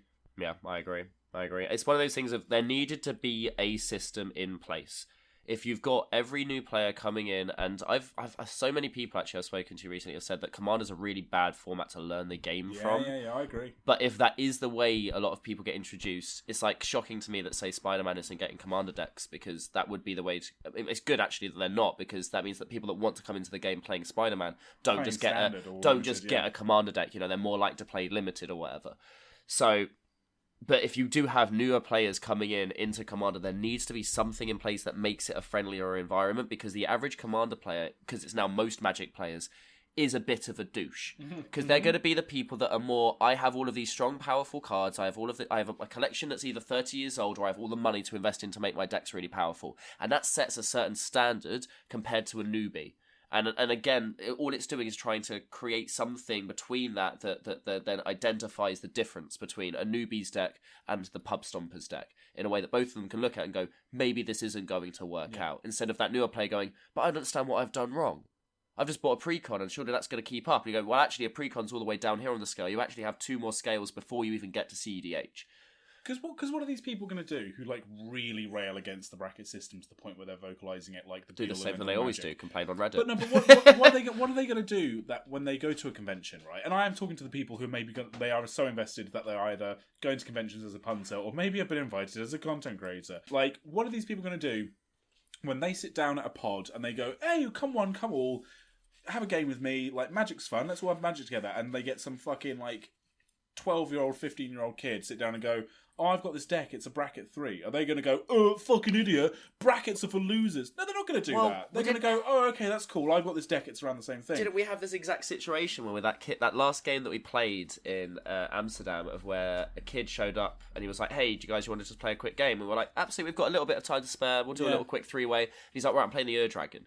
And we didn't... And had this bracket system been in place, we could have had a further conversation. We didn't ask, okay, what game change are you playing? What's your win con? They were literally starting to pack up the cons, so... But all he was doing was basically playing Ur-Dragon and then 5-colour, I like these cards. Yeah! And the most pure form of EDH, by the way. But we obviously overcompensated. I played Krenko, for fuck's sake, thinking, hey, that's going to be probably going to keep up with what Ur-Dragon's doing. I played my Karlov deck, arguably my most, bracketed deck. And a mono red deck can't, unless you're playing Ancient Tomb, have more than 3 game changers, because there are only 2 red cards on the game changer list. So if you're playing a mono red deck, you're actually you're going to be limited on how powerful your deck is in terms of on the bracket system. But most mono red decks, intention-wise, win the game really fucking quickly with a consistent strategy. Whether it's Storm, Tribal, whatever you're doing. So it's kind of interesting that we with the bracket system maybe would have been able to break that conversation down a little bit more. But then also, again, sitting there with the Ur-Dragon doesn't mean that the stuff within the deck's going to do that. And also, it allowed us to then change the way we played the game to accommodate him more. Yeah. And when it got to the point, I was like, okay, I can win the game this turn. Are we okay? All okay with the game ending this turn? And I'll talk you through it, because it might be interesting for this newer player to see how a Goblin deck is going to combo off. Yeah. And that was fun. That was a good experience for all three of us. We needed to get a quick game in. We got a quick game in, and it was kind of a fun enjoy. But as you say, yeah, it's what if you don't...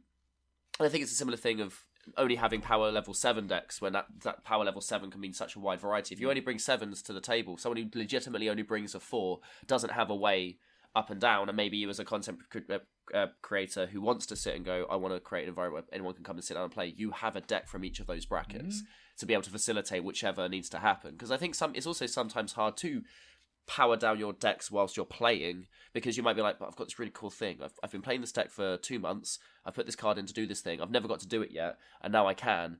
I kind of want to do it. But it might go against the ethos of being like, hey, we're just playing casually kind of thing.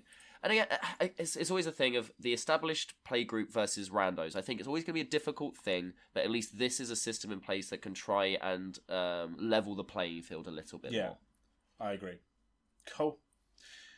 Let us know what you think about brackets, and if you have any time in between reading Tarkir stories and absorbing Final Fantasy and absorbing Spider-Man and absorbing Edge of Eternity. And coming to terms with the fact that Avatar's going to be Avatar The Last Airbender, which, I'll be honest, is a brand IP that I enjoy. Isn't it funny we're getting Tarkir and Avatar in the same year though, when they have quite a bit of, in my mind, thematic overlap? Well, I think that's fair to say. Do you know what they would have done had the UB not been 50%?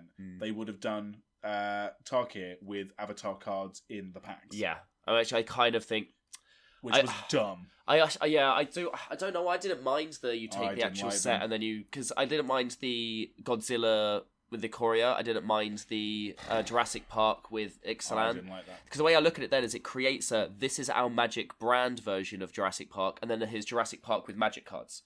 And it keeps the IP separate instead of now going, here's a whole set that's Avatar and Magic, and they're both two things. Like, have you seen the reaction to the scene cards from Spider-Man? And people saying, "Oh, why is Doc Ock an 8/8 and he makes an 8/8, but he's only cost 7 mana?" And it's like, okay, how is Spider-Man white and blue instead of blue and red? And it's like, okay, why would the bombs be? But it's like, I get it. Stop. I get it. But this is the reason why having the IP of Magic be the IP of other things, because I thought this when I saw Cloud got spoiled. I was like, but.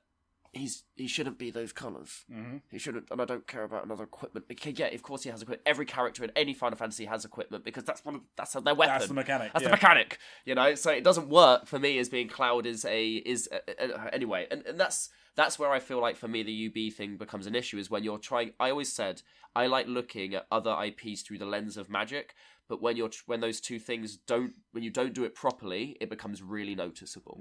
And the more you try to do it, the more you're going to fail because there are successes and failures in failures in every set. But if you consistently keep doing this, Magic gets worse, and those IPs maybe start to feel a little bit worse as well. I don't think the Spider-Man set's going to make me like Spider-Man more. It's going to make me like Magic less. And I really like Magic, and I really like Spider-Man. So it's kind of annoying. It'll be interesting what colours they do for Avatar. Because Mardu makes absolute sense for, say, like the Fire Nation. Or do you just do the 5 elements and then black's just the other? Maybe they do monocolour. Maybe it's all monocolour. Yeah. Interesting. Yeah, but again, we'll get to it as we go, because I think that we've said we don't like doing flavour. We're not going to do necessarily flavour picks anymore, but I would like to do an interrogation of flavour on this is Magic trying to do this. Like, since we're going to do it 3 times this year, Final Fantasy, Spider-Man, and Avatar, all 3 things I think that we have enough of I've engaged with all of those. And I have an expectation of what I would think Magic would look at it like. So to then see what I would expect versus what they give me or give us, and then how we look at that, I think would be interesting. If we're a flavor podcast, how are they expressing flavor of other IPs in these? Because there's not going to be anything else for 6 months anyway. We might as well. We're not going to get story for those sets. They can't. You can't do a Magic story of Final Fantasy. That's legitimately stealing the IP. That'd be such a boss move. I'd really respect that if they did a story article for Final Fantasy. Set like for Final Fantasy, because it's not just Final Fantasy. Just rewrite Aerith dying. No, they just do links to all of like the wiki pages of that would be kind of the plot of like. But this was another thing that was frustrating because we'll probably talk about it when we get to this. We'll talk about it when we get to the Tarkir story. But there's another bugbear about like, hey, half the year isn't going to be needing the story department to do anything. So what are they doing with the rest of their year? Getting fired. Probably. Yeah. Let us know all of these opinions on Twitter at MT Flavouring. More importantly, Bluesky.social at MT Flavouring. We've had quite a few follow boosts recently and some lovely shout outs from people. So thank you for been shouting us out on Blue Sky. Yeah, I'm chilling out about social media. I'm not worrying too much about metrics. But if you're over there, please say hi. All the links to YouTube and everything's there. Tell someone about the podcast. Tell your friend that we are here and we're doing our thing. It's always helpful when you do so. And yeah, you can find us at mtflavouring@gmail.com for emails. If you're trying to get us to fucking sign up for you producing or doing something for our podcast with some generative AI fucking email being like, hi, we saw your podcast and really loved it. We would like to offer our services as podcast producers, Nathan, Andy. Get out of fuck here. Fuck off. Like, get out of here. You're burning the planet with the servers. Any final words? Flippity gibbet. I haven't offered, like, you know, what's your Twitter, what's my Twitter, because we're not on there anyway, really. At the Fox and the Moon! You missed me saying it, mate. Cool, we'll probably be quite quick with the next one, because the story will be finished by the end of the week, and then we can actually get this pod done and actually have 2 out in a month. We'll do it every 2 weeks, so yeah, not next week, but the week after. Exactly. Thank you so much for listening. This has been Magic Flavouring. We'll actually see you soon.